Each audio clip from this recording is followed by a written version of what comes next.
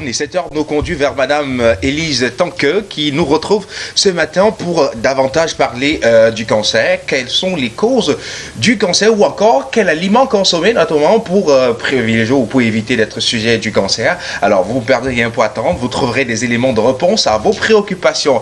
Permettez-moi de l'accueillir comme cela se doit, Madame Élise Tanqueux, nutritionniste, biochimiste, quoi encore. Bonjour Madame.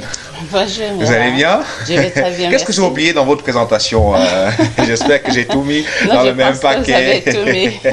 Sinon, vous avez mangé quoi ce matin au réveil? Ce matin, un jus de pamplemousse et puis une tranche de pain complet avec une tranche d'avocat. Vous le faites tous les matins? Oui, il faut le faire, mais varié quoi.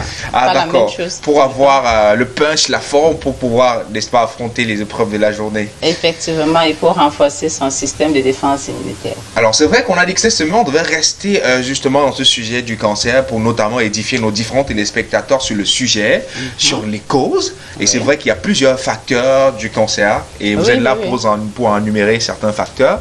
En effet, comme on a dit, le cancer est une maladie multifactorielle.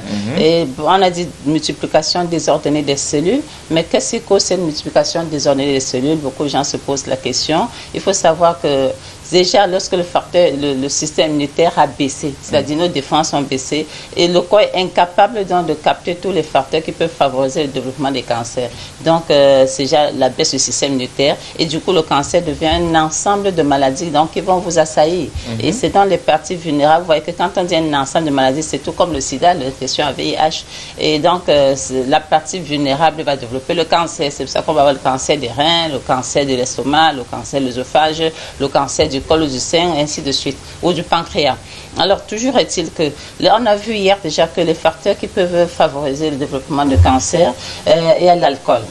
La consommation excessive d'alcool, du tabac également, des graisses, surtout les graisses transformées qu'on a dans des aliments raffinés. C'est pour ça qu'il faut réduire la consommation des aliments raffinés. On a également surtout la pression, le stress que les gens se mettent aujourd'hui. On a trop de choses à réaliser, on ne se repose pas suffisamment. Et donc, notre corps, parce qu'il faut remarquer ici que le cancer aussi est dû à l'utilisation de l'oxygène. Et comme on ne peut ne pas utiliser l'oxygène, on est obligé de faire avec, mais chacun a le choix. L'utilisation de l'oxygène, c'est-à-dire? On respire. Lorsqu'on respire, l'oxygène est un gaz qui doit se mélanger au sang qui est un liquide. Lors de ce processus dans le corps, il y a donc production des radicaux libres, des molécules d'oxygène qui perdent un électron. Et ils sont obligés donc de chercher à combler ce qu'ils ont perdu. De façon naturelle? Oui, de façon naturelle. Bon, en essayant de combler, donc ils peuvent s'accrocher à une cellule, changer sa carte d'identité, la modifier pour qu'elle soit sous la forme qu'ils voudraient pour s'accoupler avec. Ainsi de suite. À la longue, donc, la cellule qu'on a changé la carte d'identité devient anormale et se multiplie, colonise les autres cellules et le cancer est là. Vous voyez donc ça, c'est peut-être un facteur qu'on ne peut pas trop contrôler, mais par contre, le facteur déclenchant, c'est notre alimentation, c'est notre style de vie, c'est notre hygiène de vie. Si, sachant que de toute façon, la première étape de cancérogénèse est déjà entamée pour moi, je peux au moins contrôler mon alimentation, me reposer, moins de stress pour que ça ne déclenche pas cancer, parce que c'est latent. Vous voyez un peu? Donc, c'est pour ça qu'il faut réduire les tabacs, certaines épices qu'il ne faut pas trop consommer, épicées et tout. Et il faut surtout les farines raffinées, les aliments raffinés, les farines blanches et tout ça, il faut les réduire. Les graisses trans surtout, parce qu'il faut plutôt privilégier les graisses polyinsaturées. L'huile d'olive, l'huile de lin, colza, maïs, l'huile de palme rouge également. Et très certainement, les infections. Vous savez, le cancer aussi est une origine des bactéries, des virus et autres papillomavirus, ainsi de suite. Ce qui fait que la consommation des produits laitiers doit être vraiment réduite, surtout les produits laitiers entiers et les fromages. Parce que vous avez vu les virus de la vache bovine, la vache folle, ainsi de suite. Vous pouvez avoir ça par rapport à travers le lait que vous consommez. Il y a tout ce qui est produit à base de viande et ses dérivés également qu'il faut réduire au maximum. Même les produits de mer, ils sont indexés du doigt par rapport à la production, à la survenue des cancers. Donc, il faudrait les réduire. Pour des personnes donc, qui voudraient prévenir le cancer, il se pose certainement la question, quels sont les aliments donc, que je devrais consommer ou si je suis déjà atteint de cancer? Parce que quand on parle d'alimentation par rapport au cancer, ça dépend du stade. Si je suis à un stade où c'est avancé, où je fais des chimiothérapies, des radiothérapies, le traitement est très anoxygène, c'est-à-dire ça coupe l'appétit, ça donne les nausées et tout ça, il devient difficile de s'alimenter. Donc on peut prendre une alimentation parentérale, c'est-à-dire que c'est des sondes, c'est des tubes liquides, c'est par perfusion, c'est des suppléments nutritifs que vous allez prendre dans des super aliments. Maintenant, vous pouvez aussi avoir un cancer, par exemple, si c'est au niveau de l'œsophage, ça veut dire que avaler c'est compliqué et tout ça là. Vous voyez qu'on va parler de la dénutrition par rapport au cancer. Vous voulez bien manger, vous connaissez bien ce qu'il faut, mais vous ne pouvez pas consommer. Pourquoi? Parce que ça n'arrive pas à descendre. Et donc, à ce moment-là également, il y a d'autres voies et moyens de pouvoir consommer ces suppléments nutritifs, c'est par perfusion ou bien par sonde qu'on va vous alimenter.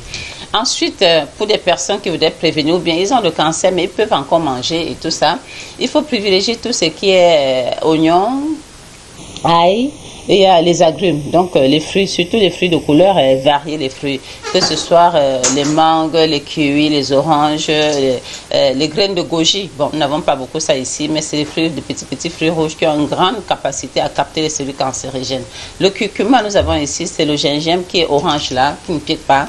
Donc, il faut mettre suffisamment dans son alimentation. Vous avez également, toujours dans le cadre de l'alimentation, les légumes, que ce soit les légumes verts, les choux, tout ce qui est crucifère, donc choux blancs, choux rouges, brocolis, choux fleurs et consorts, il faudrait consommer suffisamment.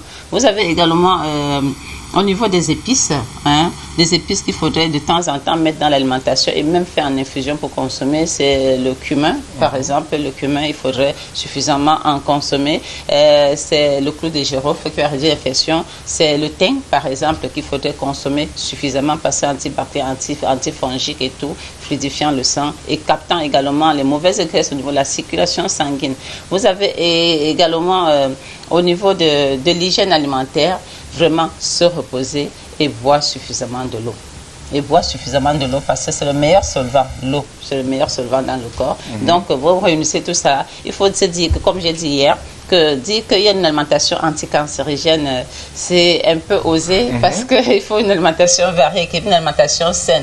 Il faut s'arranger à consommer de tout, mais dans la forme la plus naturelle possible, se préparer sur les formes les plus simples possibles, vous voyez, et miser sur les couleurs et prendre du cru et du cuit. Donc tout ce qui doit être cuit, c'est surtout les céréales et autres, une partie des légumes, mais tant qu'on peut consommer cru, il faut en privilégier surtout.